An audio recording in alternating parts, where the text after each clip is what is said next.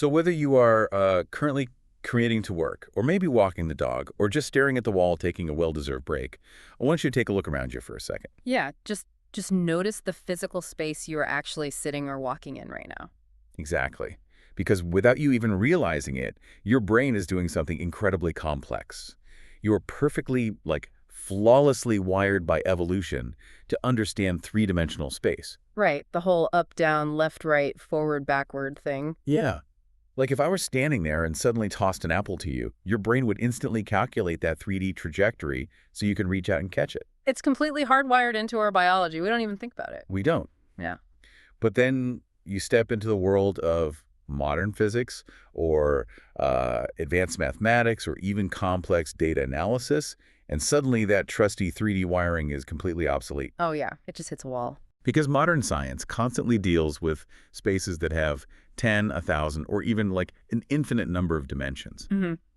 And so the question we are tackling today on this deep dive is, how do we picture the mathematically impossible without our brains just completely melting? It really is the ultimate cognitive bottleneck, isn't it? I mean, we have the mathematical language to describe these infinite dimensions, but our human perception is just stubbornly locked into three. Stubbornly locked. I like that. Yeah, the moment you try to visualize a system with, say, 100 independent variables interacting all at once, the human mind just gives up. We just aren't built to see it. Which is exactly why we are going on this deep dive today. Our mission is to explore a truly groundbreaking conceptual framework that takes this mind-bending multidimensional physics and actually makes it visually intuitive. And it does so beautifully. It really does. Yeah. So we are diving into a fascinating paper today titled The Constellation of Coordinates. It was written by Levne Moten, PhD, who regularly shares these kinds of deep conceptual explorations on his channel, which is called Uncompressed Thinking. And what makes Moten's approach so compelling is that he isn't just trying to throw more equations at the problem. Right, no more math walls. Exactly. He is fundamentally addressing how we actually perceive reality, how human memory functions, and how we can intuitively grasp complex systems. We are basically going to explore how he uses the metaphor of a starry night sky to map out the deepest mechanics of the universe. It's this beautiful intersection of rigorous theoretical math and, well, human cognition. It's amazing how the brain handles that normal 3D math effortlessly. But to understand why our brains fail at 100 dimensions, Moten suggests we actually have to look at how the universe itself forms, right? Yeah, he sets the stage philosophically before getting into the math. Right, so his paper builds on two of his earlier concepts from uncompressed thinking, starting with something he calls quantum condensation. Right, and to really grasp the constellation metaphor later, we have to understand this underlying mechanism of condensation first. Okay, so break that down for us. What is quantum condensation? Well, in the quantum condensation perspective, Moten views space-time itself not as a primary given. Meaning it wasn't just always there. Exactly. It is not some pre-existing empty cardboard box that the universe and all its matter were just casually dropped into. I love that visual. An empty cardboard box. Right. Instead, space-time is an emergent outcome. He describes it as a transition from a diffuse pre-geometric potential into an organized, persistent form. And the visual provided in the source material for this is really striking. It shows this glowing, funnel-like structure that looks almost like a black hole. Yeah, swirling down into a brilliant point of light. Right. It captures that idea of something totally chaotic, like a soup of unstructured potential, compressing down into a stabilized reality that we can actually interact with. That visual perfectly illustrates the transition from multiplicity without structure into structured existence. Multiplicity without structure. Okay. And what is brilliant here is how Moten applies this exact same physical principle to human cognition, specifically to memory. He calls this memory as condensed experience, right? He does. So think about a normal lived experience, like going to a crowded restaurant. Okay, I'm picturing it. That event is incredibly rich and multidimensional. You have a constant stream of sensory inputs, right? The smell of the food, the clatter of plates. The temperature of the room, maybe you're feeling anxious or happy. Exactly. The temporal flow of the conversation, your own shifting emotional states, all happening continuously over a couple of hours. It's a massive amount of data. It is. But your memory of that dinner isn't a passive hard drive recording every single raw pixel of data and audio frequency. Okay, let's unpack this for a second, because that is a wild thought. Are you saying the human brain is doing, like, a localized version of what the entire universe is doing? In a conceptual sense, yes, absolutely. Memory is a condensation of that continuous, wildly multidimensional lived experience into stable, retrievable forms. Well, and the source image illustrates this concept with a brilliantly glowing brain, pulsing with these intricate connected networks. Right, representing how the overwhelming richness of our daily experiences is structurally condensed. Into representations that we can later access and interpret without burning out our neural circuitry. Exactly. So it's less like a photo album where you just throw away the bad pictures and only keep a few flattened memories, and maybe more like a ZIP file on a computer. Oh, that frames it much better. A ZIP file is a great analogy. Right, because a ZIP file takes gigabytes of raw, chaotic data, thousands of individual files, folders, lines of code, high-resolution images. And it compresses it down into a single, neat little icon sitting on your desktop. Exactly. Yeah. And the crucial part of the ZIP file is that you don't actually lose the data. You aren't deleting half the code to make it fit. Right, the data's all still there. You are just organizing it so efficiently that it takes up a fraction of the space. Right. But when you need to extract it later, every single original byte is still there, perfectly intact. You stabilize it so you can actually retrieve it later without your computer crashing. And that brings us to the unifying principle underlying Nemotin's work. Complex systems, whether we are talking about the fabric of space-time or the architecture of human memory, they do not exist passively. They're actively formed. Yes, formed by condensing multidimensional information into persistent, structured representations. Okay, so we have this philosophical foundation of condensation. We see how the universe and the brain handle massive amounts of data. Right. Let's look at the practical, everyday problem that physicists and mathematicians actually face when they try to map out reality. The math wall. The mass wall, exactly. Right. So in physics, if you want to describe the complete condition of a physical system, you write down its state as a coordinate vector. Right. So x equals x1, x2, x3, all the way to xn. And each one of those coordinates is an independent degree of freedom. And this is a detail from the paper that often completely trips up non-physicists. Totally. Because when we hear the word coordinate, we immediately think of a point on a standard geometric graph. Like a dot on an x and y axis from high school algebra. Exactly. But in a state vector, these coordinates represent entirely different physical meanings and completely different units of measurement. They aren't just spatial directions. No, not at all. In a single mathematical description of a system, you might be tracking one variable measured in meters, another measured in seconds. Another in kilograms per meter per second. Right, alongside totally dimensionless quantum numbers like a particle spin.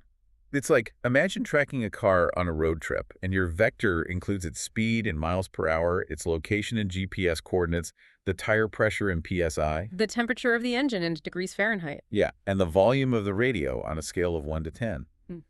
They're completely different languages being forced into the same mathematical sentence. That's a perfect way to put it. But can I just stop you there for a second? Sure. Because I'm looking at this and I keep wondering, why do we even care about visualizing it? What do you mean?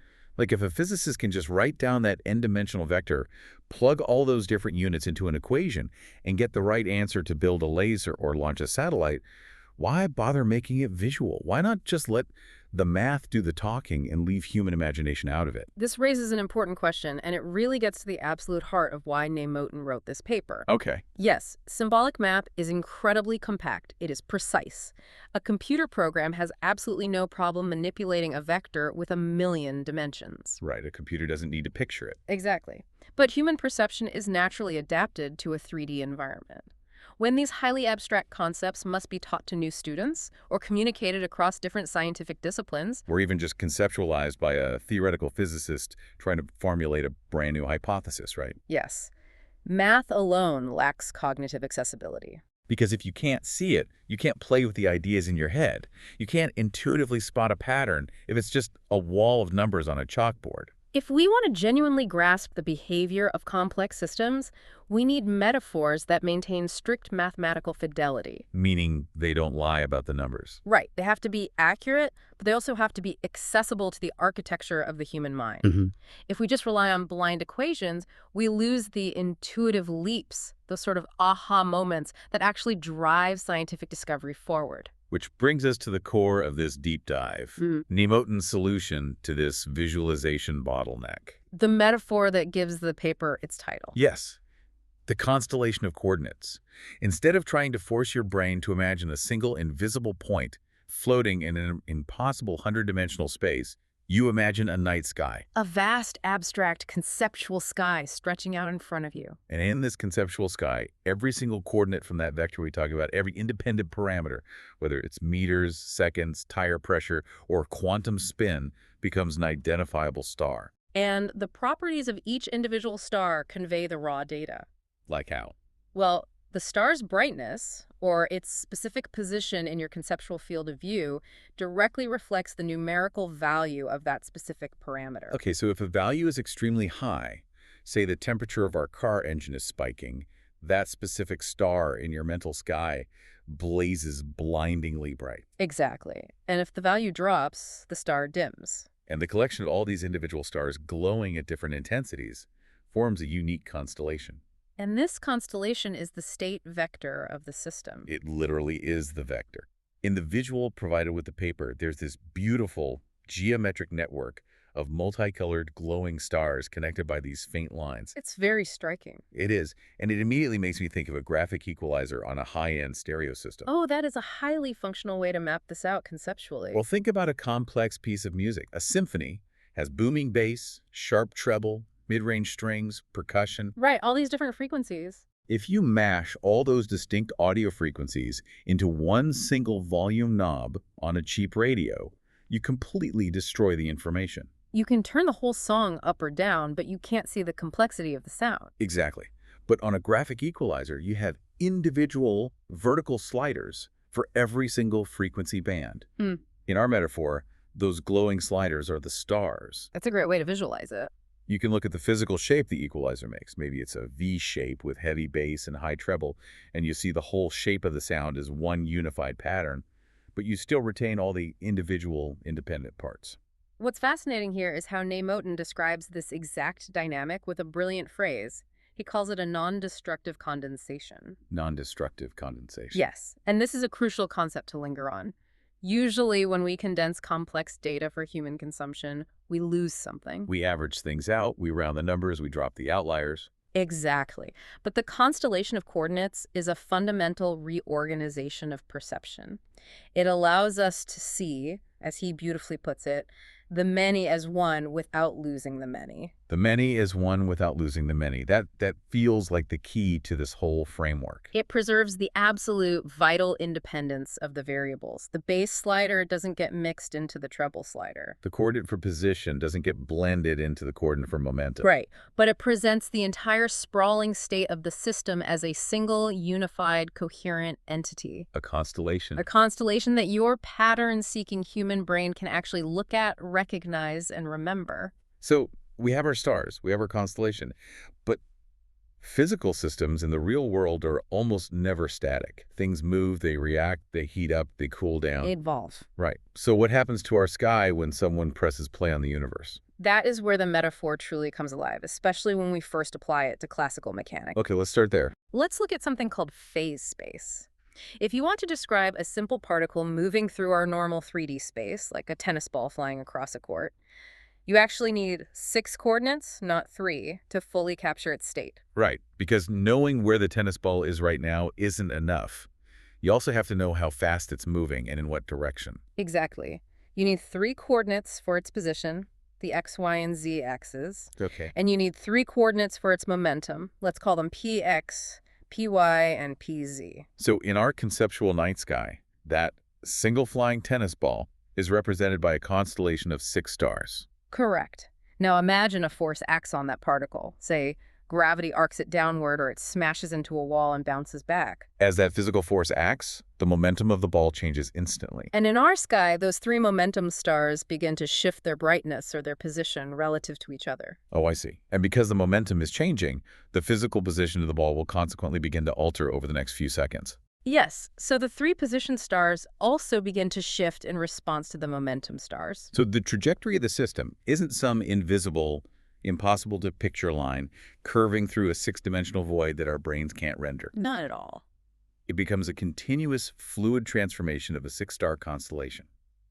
You are just watching the stars dance and shift in relation to one another over time. It visually encodes the entire dynamical evolution of the system into a dynamic pattern. It's a sequence of constellation configurations changing smoothly over time. Okay, so this works beautifully for a particle bouncing off a wall in classical physics. We can picture six stars changing brightness. Right. But does this visual hold up when things get really weird? Like, what happens when we zoom way, way down to the quantum level? The quantum realm. Because Emoton scales this framework up, and quantum math is notoriously hostile to human intuition. It is notoriously hostile, largely because of the mathematical spaces involved. In quantum mechanics, we aren't dealing with a simple six-dimensional phase space. What are we dealing with? We are dealing with something called Hilbert space, and a state vector, usually denoted by the Greek letter Ci's, enclosed in what physicists call a cocket. A cut. Yeah, which looks like a vertical bar and an angled bracket. Wait, Hilbert space. Let's pause there so our brains don't actually melt. Is Hilbert space just a fancy word for a graph with infinite axes? That is a very good way to approach it, actually. Think of Hilbert space not as a physical room you can walk around in, but as a vast mathematical arena. Okay. In classical physics, a ball is in one specific place. But in quantum mechanics, before you measure a system, it exists in a superposition of many possible states at once. Right, the whole Schrodinger's cat thing. Exactly. Hilbert space is an abstract space where every single possible configuration that the quantum system could be in gets its own dedicated axis, its own dimension. Oh, wow. So depending on the system, Hilbert space can have thousands, millions, or even an infinite number of dimensions. So instead of six stars for our tennis ball, our sky suddenly has thousands or millions of stars. Yes. But what do those stars actually represent? Because we aren't just tracking the straightforward momentum of a ball anymore. What does the brightness of a star mean in a quantum system? In our quantum constellation, each individual star represents one of those possible configurations the system could be found in. Okay. And the brightness of each star corresponds to something called the probability amplitude of that specific configuration. The probability amplitude. So Yeah. basically how likely it is that reality will collapse into that specific state when we finally measure it. In simplified terms, yes. Imagine flipping a coin. Right. While it's spinning in the air, it's a blur. It is in a superposition of both heads and tails. It has a probability amplitude for being heads and a probability amplitude for being tails. So in our constellation, the head star and the tail star are both glowing in the sky simultaneously. Exactly. The quantum state itself is visualized as this vast constellation of amplitudes. The overall brightness pattern across all those thousands of stars encodes the entire probabilistic structure of the system. So as a quantum system evolves over time, as it follows the rules of the Schrodinger equation, you aren't trying to picture a tiny, hard little sphere moving through empty space. Because in quantum mechanics, picturing a localized classical object is almost always the wrong way to think about it. It leads to all sorts of cognitive errors. So what do we picture instead? Well, the Schrodinger equation acts as the choreographer. You visualize the evolution of the system as a shifting, dimming, and brightening constellation of probability. Oh, I love that. Some stars flare up intensely, meaning that specific configuration is becoming highly probable. Others fade away into darkness. The complex abstract evolution of a quantum state literally becomes the intuitive evolution of a starry sky. It really does. So what does this all mean for us? Emoton's framework, this constellation of coordinates, it acts as this incredible bridge. It absolutely is a bridge. On one side, you have cold, formal, unforgiving, multidimensional mathematics that our primate brains simply were not built to process. And on the other side, you have our very human, visually driven cognition. And this metaphor allows us to cross that bridge without losing the rigor of the math. If we connect this to the bigger picture, it satisfies the strict demands of the mathematician because absolutely no data is lost. Yeah. Every single variable, every dimension of Hilbert space is preserved perfectly as its own star. Right, non-destructive. Exactly. And it satisfies the human mind because we are fundamentally biologically pattern-recognizing creatures. We look for the patterns in the noise. Right. When our ancestors looked up at a chaotic sky full of scattered glowing dots, they didn't just see random noise. They found the bear, they found the hunter, they found the dipper. We looked for the constellation. We are wired to derive meaning from spatial relationships. And honestly, this isn't just a tool for theoretical physicists staring at whiteboards covered in Greek letters. The ability to mentally arrange independent, non-mixable variables into a unified constellation is an incredibly powerful tool for anyone dealing with the modern epidemic of information overload. Oh, without a doubt. Think about trying to manage a massive multivariable project at work. You have 50 moving parts, different budgets, shifting timelines, personnel issues, supply chain delays, client feedback. It is the exact same cognitive bottleneck. If you try to process all of those independent variables as one massive, undifferentiated stressor, you experience cognitive overload. You freeze up. Wait, not exactly, but you hit the nail on the head. You don't have to mash all those work variables into one stressful feeling. You can see them as individual stars. Right. The budget star is glowing a little too red today, while the timeline star is holding steady. You look at the shape of the project. That is the true practical power of condensation. Condensation does not have to mean reduction. It doesn't mean dumbing things down, ignoring the nuance, or losing vital data. It's just organization. As Newmoten shows us, it can simply mean better structural organization. It is about taking the overwhelming multidimensional multiplicity of reality and structuring it so that it becomes legible to the human mind. It really makes you look at the complexities of life differently.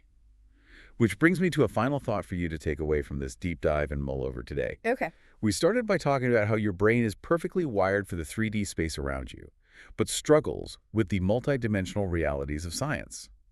Well, think about your own life right now as a massive, multidimensional state space. I like where this is going. Think about your career, your personal relationships, your physical health, your hobbies, your finances, your mental well-being.